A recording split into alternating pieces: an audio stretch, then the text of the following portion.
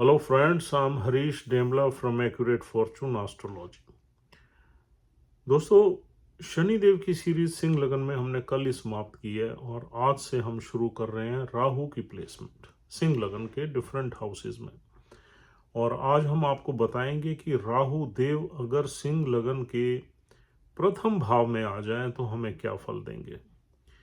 देखिए दोस्तों, सिंह लगन जो है ये एक अग्नि लगन है और बहुत ही रॉयल है, रीगल है, सेल्फ प्राइड का है, कॉन्फिडेंस का है। और ये लगन लगन कुछ अच्छे लगनों में से एक माना जाता है।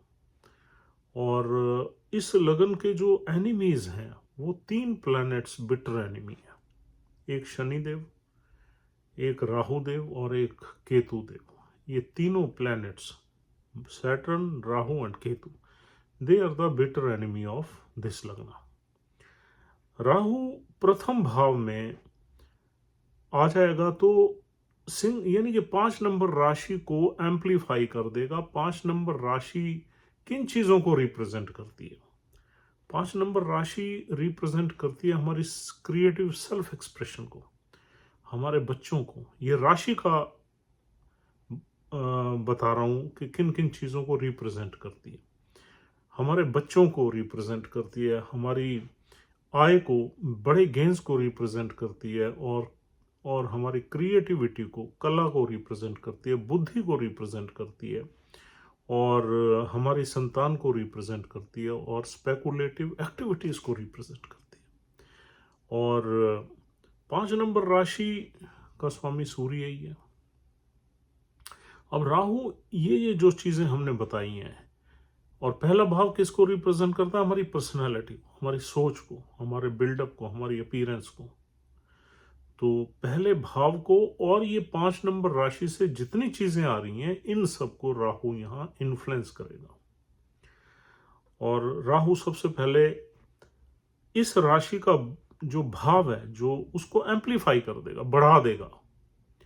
देखिए, कोई भी चीज जब आपने में एक एवरेज उसकी मात्रा है या अच्छी मात्रा है, जैसे कोई प्लैनेट ऊंच का बैठ जाता है तो वो मात्रा उसमें अच्छी मानी जाती है, डिग्निटी बहुत ही अच्छी मानी जाती है, ना वो ज्यादा है ना कम है, अच्छी है।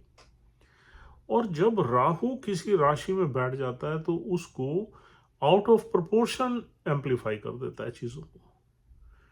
यानी कि अब क्या है, पहला भाव हमारी पर्सनालिटी का।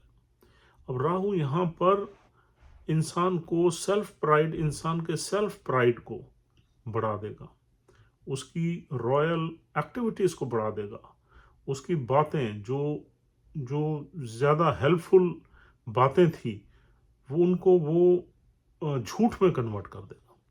वो इतनी ज्यादा कमिटेड हो जाएगा इंसान, वो वो सच हो ही नहीं पाएगी। इंसान की बातें थोड़ी सी हवा में आएंगी, और कुछ अपनी वर्थ जो है इंसान को बढ़ी हुई मिलेगी। यानी कि अपनी वर्थ को अपनी नज़रों में ही इंसान बढ़ा लेगा, और अपनी कैपेबिलिटी जो उसकी है उससे भी उसको ऊपर मापेगा, उसका मापदंड उससे ऊपर हो जाएगा। तो जब कोई भी इंसान जो उसकी रियल वर्थ है, जो उसकी कैपेबिलिटीज़ हैं, जो उसकी क्वालिटीज़ हैं, जो उसकी रॉयलनेस है, रीगलनेस है, अगर वो उसको बढ़ा दे तो उसकी पर्सनालिटी में एक डेफिशिएंसी आ जाएगी, लोग उसको एक्सेप्ट शायद ना करें। और राहु इस तरीके से ही यहाँ बैठा हुआ काम करता है। दूसरा, राहु आपको इल्यूजन देता है। इल्यूजन मतलब भ्रमित करता है, भ्रम देता है, और बड़े बड़े इरादे आदमी को बनवा देता है। 5 नंबर राशि में राहु बैठ जाए तो इंसान के इरादे बहुत बुलंद होते हैं, लेकिन उस पर एक्शन हो नहीं पाता, या एक्शन भी होता है उसमें दूसरे प्लैनेट करवा भी दे तो उसमें सक्सेस नहीं मिलती। आप देखिए, जैसे सूर्य की राशि में अगर राहु बैठ जाए तो सूर्य जो है वो सरकार का कारक है। आदमी सरकारी नौकरी में बड़े प्लान्स बना लेगा, किसी हायर कॉम्पिटिशन्स में बैठने की बात करेगा, जबकि उसकी कैपेबिलिटी नहीं है। कैपेबिलिटी हो भी सकती है, ये हम नहीं कह सकते नहीं है, लेकिन राहु यहाँ भ्रमित कर देगा, राहु यहाँ सक्सेस नहीं देगा।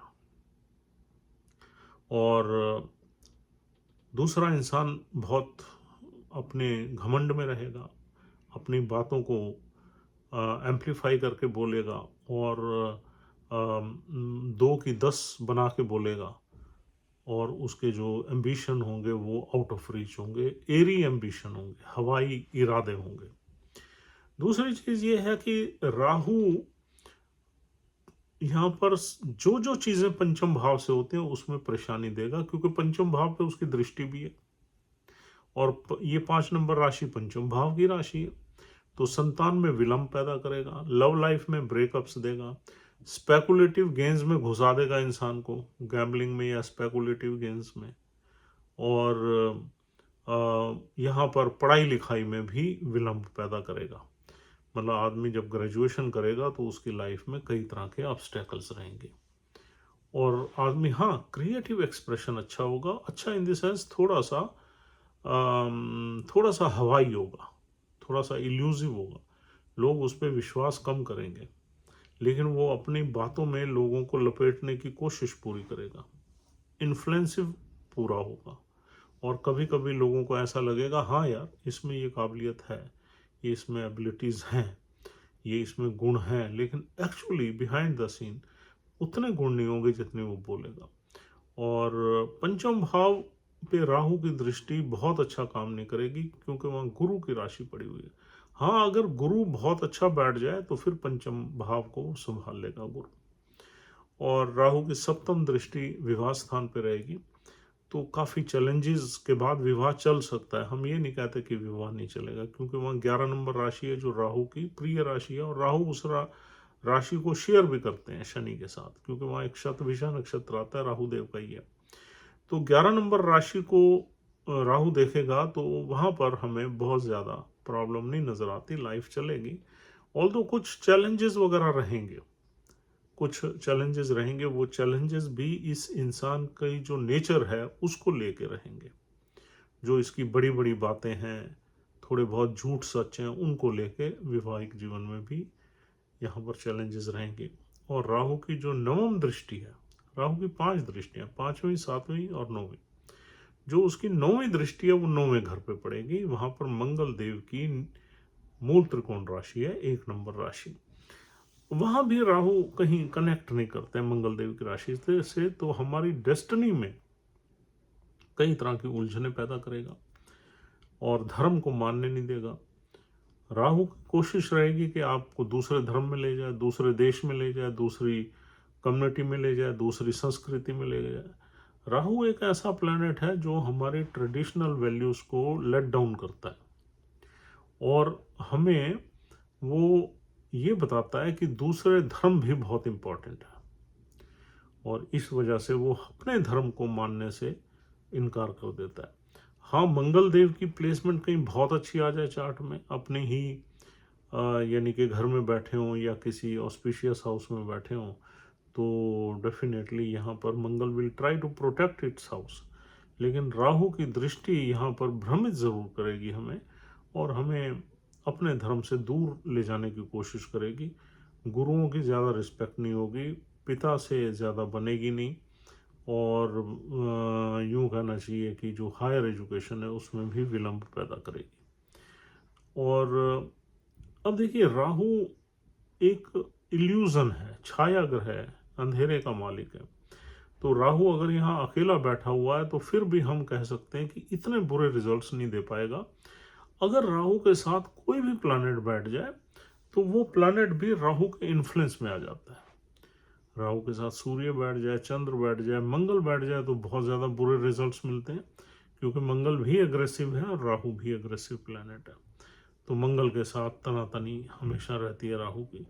अगर मंगल लगन में राहु के साथ बैठ जाए तो इंसान को कुछ लिटिगेशन में, कुछ कोर्ट केसेस में इंसान को फंसना पड़ता है, और फेस करनी पड़ती हैं ये चीज़ें लाइफ में।